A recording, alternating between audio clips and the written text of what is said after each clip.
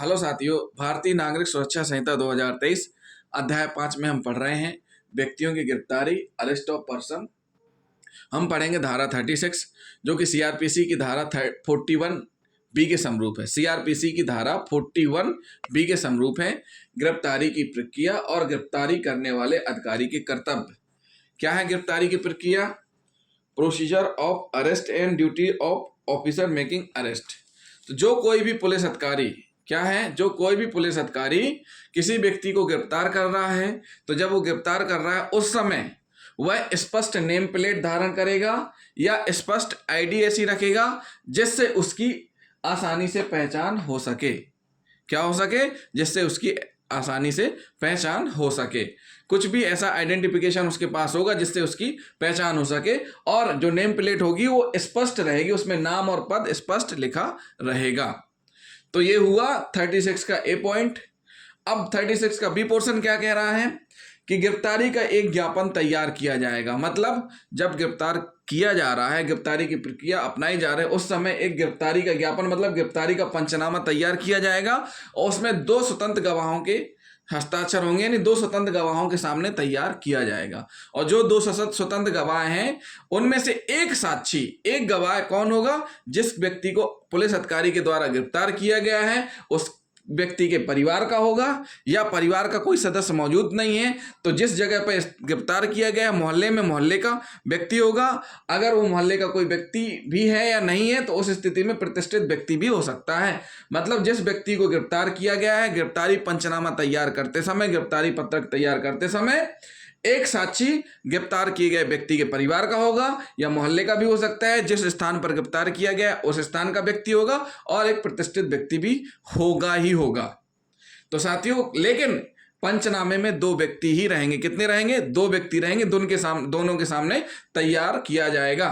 फिर उसके बाद बी का सब क्लोज सेकंड क्या कह रहा है? गिरफ्तार किए गए व्यक्ति के द्वारा हस्ताक्षर किए जाएंगे। किसमें? गिरफ्तारी पत्रक में। जो पंचनामा या गिरफ्तारी पत्रक पुलिस अधिकारी के द्वारा तैयार किया गया है उसमें जिसको गिरफ्तार किया गया उसके द्वारा हस्ताक्षर किए जाएंगे।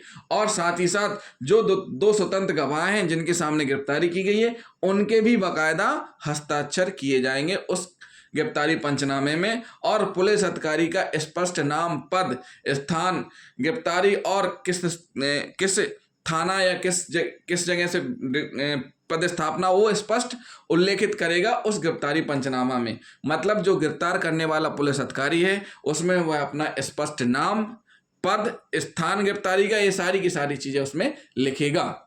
अब धारा 36 का सी पॉइंट क्या कह रहा है? गिरफ्तारी की सूचना गिरफ्तार किए गए व्यक्ति के किसको देना है? जैसे ही गिरफ्तार किया जाएगा तो गिरफ्तार होने के पश्चात गिरफ्तार करने वाले व्यक्ति के परिजन, नातेदार, मित्र यानी फ्रेंड, या फिर जिसको वह कहे, जिसका नाम दे, जिसको अरेस्ट किया गया है, जो व्यक्ति गिरफ्तार हुआ है वह व्यक्ति जिसका नाम दे उसको गिरफ्तारी की सूचना दी जाएगी।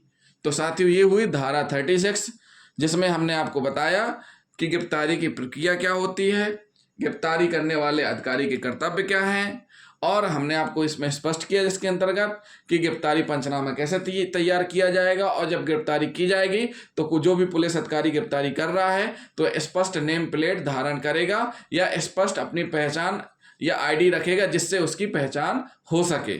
तो साथियों, ये हुई धारा 36।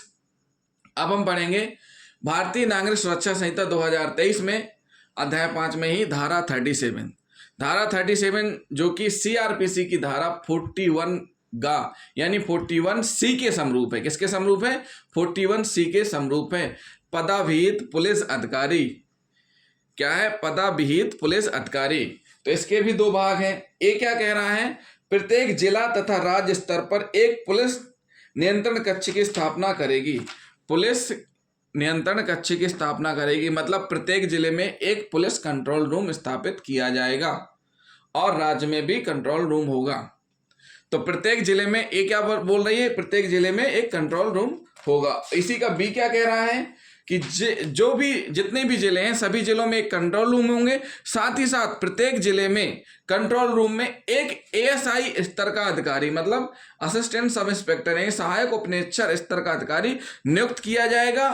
और जब वो नियुक्त किया जाएगा तो उसका काम क्या रहेगा, रिकॉर्ड तैयार करना है। किस प्रकार का, कि जिले में कितने व्यक्ति किस अपराध धारा में अरेस्ट हुए हैं और अरेस्ट होने के बाद न्यायालय में पेश किया गया है कि नहीं पेश किया गया है, क्या पुलिस रिमांड लिया गया है, अगर पुलिस रिमांड लिया गया है तो कितने दिन का पुलिस रिमांड लिया गया है, और अगर रिमांड नहीं लिया गया है, जेआर पर भेजा गया है तो क्या उनकी जमानत हुई है, अगर जमानत नहीं हुई है तो कितने जेआर पे भेजा गया है या नहीं भेजा गया। ये सारी की सारी चीजें कौन रिकॉर्ड रखेगा, ये एएसआई रखेंगे।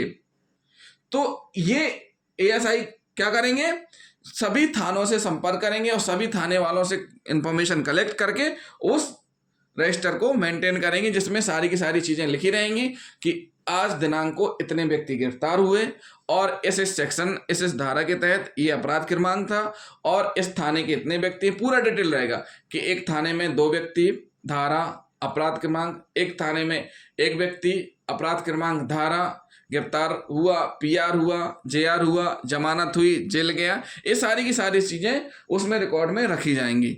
तो साथियों ये क्या हुई, धारा 37, जिसमें हमने आपको बताया कंट्रोल रूम के बारे में कि प्रत्येक जिले में एक कंट्रोल रूम स्थापित किया जाएगा और उस कंट्रोल रूम में एक एएसआई स्तर के अधिकारी होंगे जिनका काम क्या रहेगा, रिकॉर्ड मेंटेन करना। रिकॉर्ड किस चीज़ का, कि उस जिले में प्रत्येक पर डे कितने व्यक्ति अरेस्ट हो रहे हैं और उनको पेश किया गया है, तो जेआर मिला, पीआर मिला, क्या हुआ है, ये सारी की सारी जानकारी रखेंगे। तो साथियों, जिन साथियों ने अभी तक हमारा चैनल सब्सक्राइब नहीं किया है तो हमारे चैनल को सब्सक्राइब कर लें और वीडियो को अधिक से अधिक लाइक और शेयर जरूर करते जाएं। साथ ही साथ अगली धारा बहुत महत्वपूर्ण है, धारा 38 है, जिसमें हम आपको बताएंगे गिरफ्तार किए गए व्यक्ति का पूछताछ के दौरान अपनी पसंद के अधिवक्ता से मिलने का अधिकार। तो जिन साथियों ने अभी तक हमारा चैनल सब्सक्राइब नहीं किया है तो हमारे चैनल को जरूर सब्सक्राइब कर लें। थैंक यू दोस्तों।